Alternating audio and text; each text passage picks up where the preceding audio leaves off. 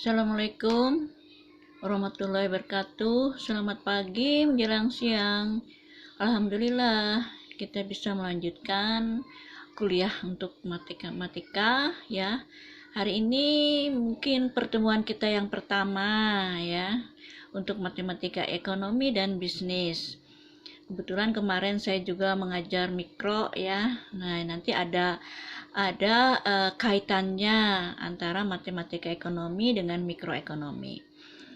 Baiklah, sebelum kita melanjutkan materi kuliah matematika, kita perlu tahu dulu apa daftar bacaan tambahan sebagai referensi ya, kalau misalnya bahan kuliah kita kurang atau kita tidak memahami, nah kita bisa membuka buku-buku yang ini atau sebagai tambahan ilmu ya.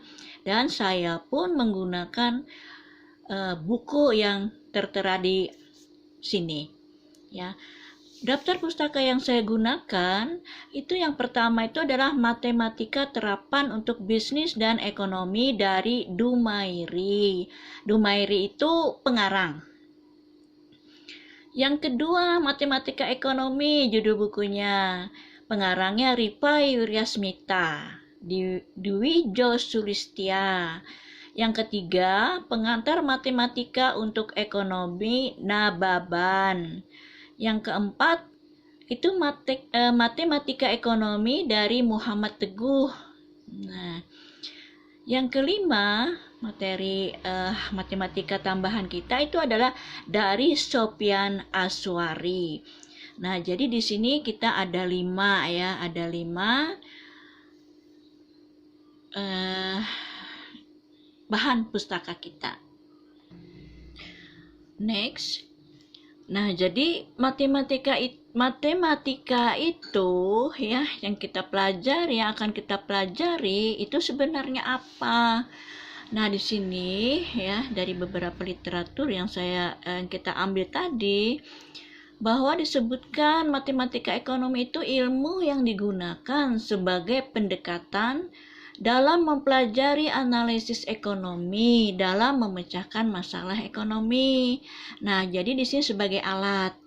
Kemudian matematika ekonomi itu digunakan dalam berbagai ilmu. Nah, seperti ekonomi mikro, ekonomi makro, metode kuantitatif, ekonomi keuangan, serta ilmu-ilmu lain yang membutuhkan alat analisis dalam pendekatannya. Nah, itu matematika gunanya sebagai alat untuk memecahkan masalah dari berbagai ilmu yang disebutkan tadi. Nah, makanya fungsi dari kita mempelajari matematika ekonomi bisnis itu yang pertama itu memberikan pemahaman tentang matematika sebagai alat. Nah, untuk membantu menganalisis model-model ekonomi. Nah, sebagai alat bantu kan. Nah, yang kedua, sebagai rencana bisnis dan pembangunan untuk skala menengah dan skala kecil. Yang ketiga, mengelola dan menilai rencana bisnis dengan tepat.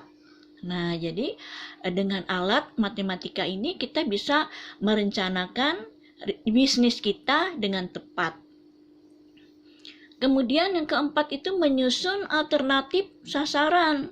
Nah, sehingga memudahkan dalam perhitungan. Jadi kalau kita kesulitan-kesulitan di dalam menetapkan sasaran bisnis kita, alat matematika itulah yang memudahkannya. Oke.